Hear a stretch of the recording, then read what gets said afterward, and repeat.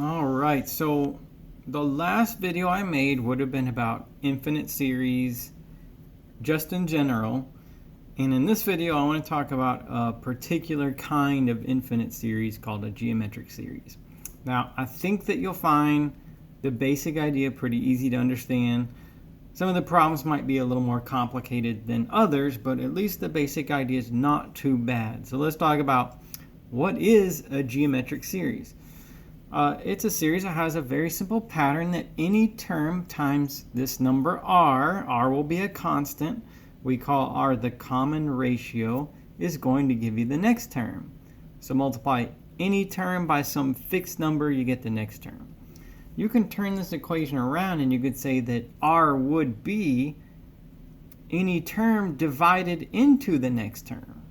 See how I just rearranged this with a little bit of algebra, okay? All right, so I'll show you some examples, of course, but facts and formulas first. So anything that looks like this is going to be a geometric series.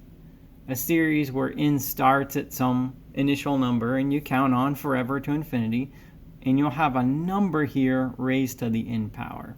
Whatever that number is in there will be that common ratio r, okay? So your problem may take that form or it may not. It just depends. But you know, I've made you aware of that, and I'll probably come back to that when I do some problems. So a geometric series. Now, we talked about that series converge sometimes, right? I showed you some examples in the last video about what it would look like if a series converged. A geometric series will converge if r, which is that common multiplier that gets you from any term to the next term, if r is between -1 and 1, the geometric series converges, and it will converge to this number. You'll calculate the first term and divide by 1 minus r, and that's what it will converge to, okay? All right, if you want a partial sum of a geometric series, that means the sum of the first so many terms, then there's your formula. Okay, just n is how many terms you want to add together. So if you wanted the sum of the first 7 terms, you'd let n be 7. It would be the first term times 1 minus r to the 7th power over 1 minus r. So those are some facts and formulas. Let's look at an example. So in fact, let's look at a familiar example. This example right here was the main example in the video that I just made. And so I'm thinking if you watch these videos consecutively, then that will look familiar to you. But yes, if you look in the previous video, most of what I wanted to show you to have you understand what's happening was based on this example. Okay, so look at this series right here. This is a geometric series because if you take any term times 1/2, you'll get the next term, and the next term, and the next term, and so on and so forth. Didn't I say just a second ago that if you have a series and you get some constant to the n power, that will be a geometric series, and that number will be that common ratio? But sure, I mean, whether you remembered that or not, isn't it easy to see that if you take the first term times 1/2, you'll get the next term. And if you take that term times 1/2, you get the idea, right? Any term times 1/2 gives you the next term. So it's a geometric series. R is 1/2, so it converges. Why did I say that?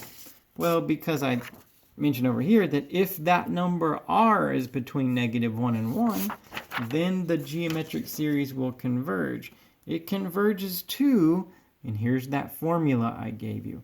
Take the first term, divide by 1 minus r, calculate that number, that's what it converges to. So this series converges to 1.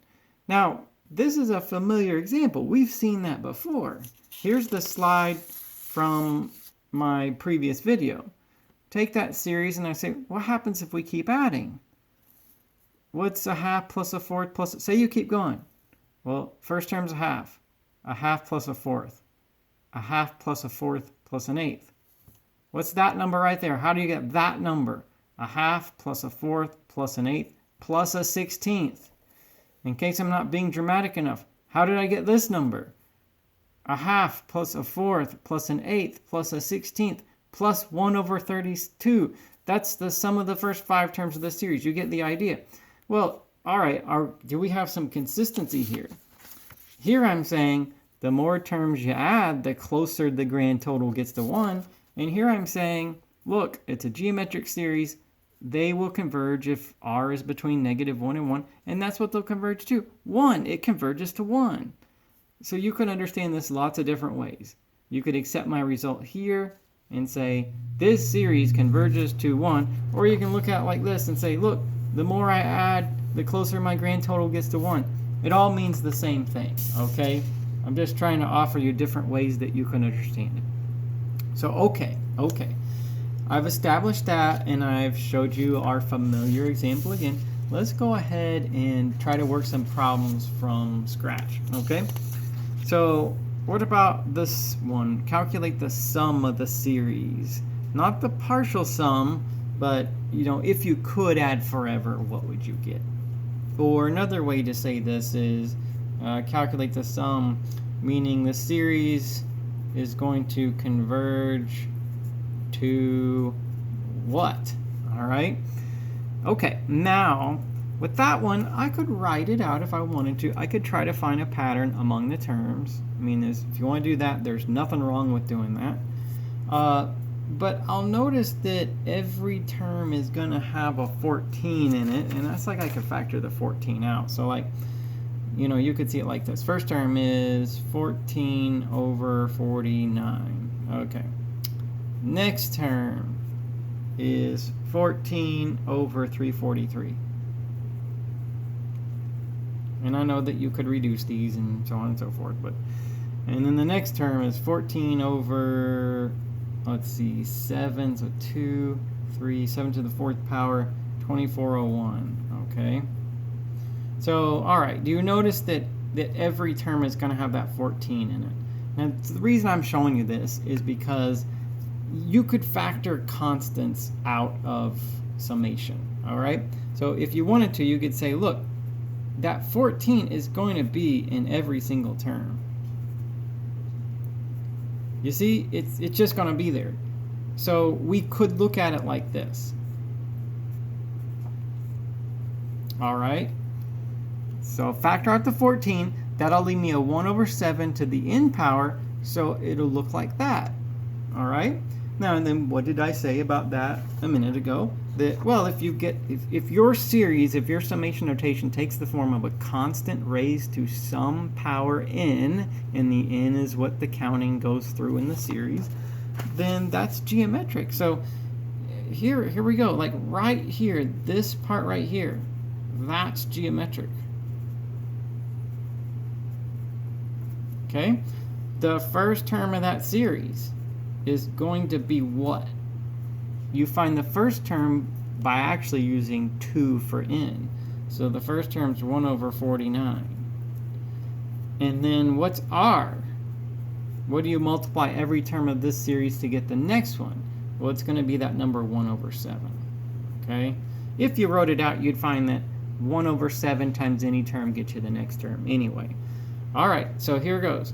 This series will converge because r is 1 over 7, and 1 over 7 is safely between -1 and 1. So it converges, and it converges to this. 14 times the grand total of that series, whatever that series out to infinity converges to. So what's that formula? A1, which is 1 over 49, over 1 minus r, which is 1 over 7. So that's what our series converges to. The 14 is a separate number. We're saying that series, if you ran this out to infinity, you calculate the whole thing, and then you multiply it by 14, that will be your grand total for this one. All right? Anyway, so say you do that, like say you take 1 over 49 divided by 1, like 7 over 7 minus 1 over 7, that's 6 over 7, and so on, and you divide and multiply and reduce, then you'll get 1/3. Okay? So it converges to 1/3. Meaning, for this original series, The more of the terms you add, the closer the grand total is going to get to 1/3. All right? Okay. So that's how this introductory example works. All right? Now I want to take some that are all a little bit different at this point. And even if I show you one way, you could always think of another way to do it. You could take it from right here and figure out, oh, it's geometric. I multiply every term by 1/7, I get the next term. That's going to be r, and the first term is going to be 14/49. I'm not saying you have to factor the 14 out. It's just what I happen to do here, and I think somebody should know that you can factor out anything that's a constant that doesn't change in every term. You can factor that out. All right? Nonetheless, let's look at this one. So this one is written without, what do we call that again? That's called summation notation. Okay. This one is not written with summation notation, but I've been given a hint that it is a geometric series. So let's see if we can see it through that lens. So, I mean, I just see a bunch of complicated numbers, all right, when I first look at that. But if you tell me it's geometric, what does that mean? It means that it should be the case that any term times this number r, which is a constant, a fixed number, will get you the next term. And this is how you can find r. You can take any term and divide it into the next term, all right? So let's say that I go with the assumption or the hint that it's geometric. Then here's how I should be able to find r. I should be able to take that second term, which is 65/119, and divide it by that first term, which is 5/7. That's what that formula says I can do that I just showed you, okay? Well, so this turned out to be 65/119 times 7/5. That's how we divide, right?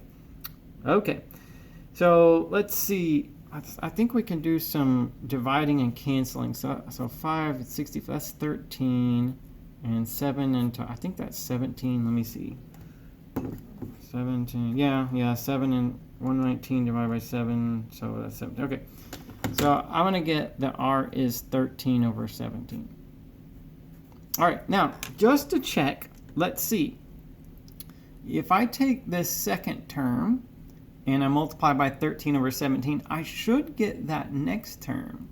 So what's 65 times 13? 65 times 13, that turned out to be, as a matter of fact, 845. Okay. And what's 119 times 17? That turned out to be 2023. So yes, that is the number. If you take any term of this series by 13/17, you'll get the next term, okay?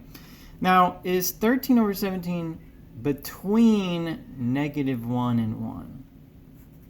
Our series converges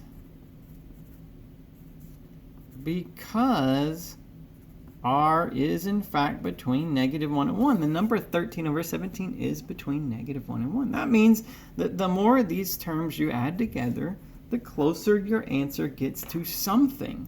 This one converged to 1/3. The more of these numbers I add together, the closer my grand total gets to 1/3. Anyway, all right, so because that r number is between -1 and 1, something like that's going to happen for this one. So we'll say this series will converge to s. Well, as far as notation, what's s? That's the number that a series converges to, okay? S is equal to a1, remember that formula, over 1 minus r. If a geometric series converges, this is only for geometric series, okay? If a geometric series converges, it will converge to that. So what's a1 over 1 minus r? So that's going to be, so first term, a subscript 1 indicates the first term. That's going to be 5/7. 1 minus r, so that's 13/17. Okay? So there's our number. Now, any sane person's going to use their calculator to do this, but I feel like every now and then we should do math. We prove we can do math the old-fashioned way. So let's see, this is 4/17, and then I get 5/7 and 17/4, right? That's how you do it. And so that's 5 times that's 85 and 28. So yes, that series will converge to this number, which happens to be 85 over 28. All right, now I've said it before, but I'll say it again, that this series goes on forever. See the ellipses? Dot, dot, dot, never ends. But the more of the terms you add together, the closer the grand total gets to that number right there, which is 85 over 28. Okay, let's see, how about this? Let's try to find one that looks even stranger than this, so that we try to cover the whole playing field of problems. So what about this one? Calculate the sum of this series. Does this series converge? Well, that will be geometric. Let me write a little bit of it out. So this one, the counting starts at 0. What's the first term then? Natural log of 5 minus 1 to the 0 power. Well, if I take a number to 0 power, I'm going to get 1. Okay? And then I go to 1 for n. What happens if I put 1 for n? I'll get natural log of 5 minus 1. Okay, and what if I put 2 in? Natural log of 5 minus 1 squared. You get the idea. It keeps going like that. Okay? So this is a geometric series. Either way you look at it. Okay? This is a geometric series because the summation form takes the form of a constant to the power n, where n is what we count through, okay, from whatever to infinity, this time 0 to infinity. Or I can tell that if you take any term of this series and multiply it by natural log of 5 minus 1, I'll get the next term, and the next term, and so on. So, well, what do we know about this one? I know it's geometric. Okay. I know that r is natural log of 5 minus 1. Does this series converge, though? Well, it all depends on that number, right? A geometric series will converge if r is between -1 and 1. It diverges otherwise. Okay? So how about this? Let's figure out what that number is before we get too far into this. Natural log of 5, I don't know. I could maybe make a guess at that, but here it's about 0.6. Okay. So let's see, I'm going to put here that r is about 0.6. So the series converges. This series will converge to something. It will converge to S. S is our symbol for the number that a series converges to, an infinite series. And that formula was the first term, which is 1 over 1 minus r. And r happens to be natural log of 5 minus 1. Okay, so a1 over 1 minus r. Now, you know, if I'm going to say that that entire number is r, and I do 1 minus r, well, that minus applies to all the terms of that number. So see how I put the parentheses there like that? We can't forget about that. Well, what's that turn out to be? 1 over, so 1 minus natural log of 5 plus 1. So let's say 2 minus natural log of 5. Okay? So the sum of this series is that number. What that means is that although this series goes forever, there are unlimited terms. The more you add, the more terms you add together, the closer your grand total gets to whatever that is. Okay? I did not round that off into a decimal, but you can if you want to. What about this one? Okay. I didn't write a question down, but say find the sum. Find the sum of the series from 0 to infinity of natural log of 5 plus 1. Well, it seems like the thinking would be the same. I mean, they look the same. They're both geometric. This is definitely a geometric series, because any series that takes this form of a constant to the power n, where n is the index of the series, the number that we count through up to infinity, that will be geometric. So it's geometric. It's definitely geometric. What's r? R is going to be this number. Natural log 5 plus 1. It's going to be that constant right there. But I'm pretty sure that since natural log 5 minus 1 is 0.6, that natural log of 5 plus 1 is not going to be between negative 1 and 1. If you want some calculated proof of that, then it's 2.6. Okay, so let's say R is that number, and that's about 2.6. So this series is geometric. It's a fact. R for that geometric series is natural log 5.1 or plus 1, which is about 2.6. But it does not converge.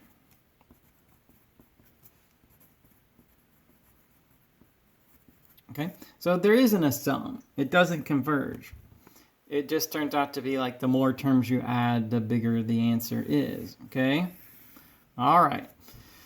So it does not converge. All right, so because of that number right there not being between negative 1 and 1. Now, so this is a concept, it might be a little bit hard for you to grasp with that number being so weird, natural log 5 plus 1.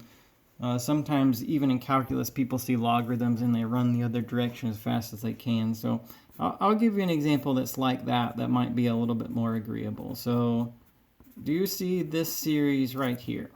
Okay, what's that look like? First term's 1, isn't it? What's 2 to the 0 power? It's 1, okay. And then 2, and so 0, 1, so 4, 8, 16, 32, so on and so forth. Is that series going to converge? What do you think? Do you think that series will converge? All right, let me see if I can, let me see, I gotta find one of my other slides. If a series converges, whoops, doesn't something like this happen, right? Yeah, okay, the more terms you add, the closer your answer gets to something, in this case 1. So this series right here, it converges to 1, and number for number, that's what it looks like. The more terms you add, the closer you get to 1. All right.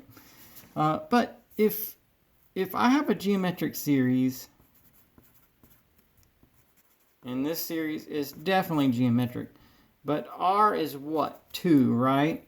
Any term times 2 gets you the next term. That just makes the terms get bigger. All right, so you can think, it gives you a whole new way to think about this. Why does it have to be that R needs to be between negative 1 and 1 for a geometric series to converge? Well, because, like, for example, if R was bigger than 1, such as 2, the terms would just get bigger. And if they're just getting bigger, then the more terms you add, the bigger your grand total is going to be. I guess you could say that the sum of this series was infinity, although that's not really a very proper thing to say. You see what I mean by it. The more terms you add, the bigger the answer is going to be. The more terms you add, the bigger the grand total is going to be. But really what I want to say is it's like that series just before this one where it diverges. Here I said it does not converge. I probably should have said it diverges. Okay, that's what diverge means. All right, so these two are the same type of example. It might be a little bit easier to see why, because the term's getting bigger, that it diverges, though. Okay, that's not the only way a series can diverge, but it sheds a little light on what I've told you so far. Okay, so let's look at another one in the realm of geometric series. So I'm wondering if we can take a repeating decimal and write it in the form of a whole number over a whole number. Okay? And here's what I mean by that. Let's go back to like elementary school. And here's how I learned to do things in elementary school. If I was going to divide 3 into 1, I would say, well, 1's too small. 3 doesn't go into 1. But I'll do like this. Okay? And then 3 into 10. Okay, so I put a decimal point and a 0, and I put 3. I got 9. Okay, and then I subtract, and I got 1 again. And then I carry down 0, and I get another 3. 3 times 3 is 9. Okay, and then I subtract, I get 1. And I get trapped in this repeating loop. 3, 9, 1. 3, 9, 1. 3. So it just goes on forever. You know, this will never end. You can continue this process, but you're just going to get 3's up there. That's why we say 1/3 is not equal to 0.3. And it's not equal to 0.33. It's equal to 0.3 bar. The 3's go on forever if you put it in decimal notation. So what I'm thinking is something like that happens here. Okay? There are lots of ways you could figure out what that division is, what whole numbers you divide to get 0.797979. There are lots of ways that you could do that, all right? There's definitely lots of ways. But since we're learning about geometric series, I want to show you how you could do it through that lens, okay? So let's see, 0.79 is, first of all, 0.797979, right? 79. And that goes on forever. That's what a repeating decimal is. Now, maybe you can see how forever is encompassed here because we've been talking about series that go on forever, okay? That never ever end. So we'll look at it like that. Now, let's write like this. I don't know. There's lots of ways I can handle this next part, but I'll do like this. You know, decimal notation. The prefix of decimal is 10. Decimal notation is every digit is a place value of 10 somehow. So 0.79 is 79 over 100. Okay? And that one is 79 over 10,000. And if I try to grab those next two 7 9s, that's going to be 79 over 1 million.